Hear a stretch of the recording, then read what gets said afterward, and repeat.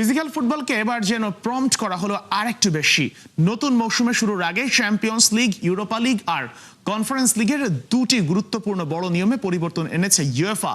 হলুদ কার্ডের শাস্তি ও স্টেডিয়ামে ম্যাচ ঘুড়ি ব্যবহারে আনা হয়েছে নতুন নিয়ম 2026-27 মৌসুম থেকে, যা কার্যকর হবে।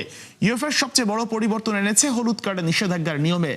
এতদিন 3টি হলুদ কার্ড দেখলে এক ম্যাচের নিষেধাজ্ঞা মিললেও নতুন নিয়মে সেই সীমা বাড়িয়ে করা হয়েছে 4টি। লিগ ম্যাচে বড় সংখ্যা বাড়ায় খেলোয়াড়দের ঝুঁকির কথা বিবেচনা করেই এই সিদ্ধান্ত। তবে প্রথম নিষেধাজ্ঞার পর আগের মতোই প্রতি 2টি অতিরিক্ত হলুদ কার্ডের জন্য মিলবে এক ম্যাচের নিষেধাজ্ঞা। অন্যদিকে বদলে যাচ্ছে স্টেডিয়ামের বড় পর্দার সময় দেখার পদ্ধতিও। নির্ধারিত 45 বা 90 মিনিট শেষ হলেও এবার আর ঘড়ি থেমে থাকবে না।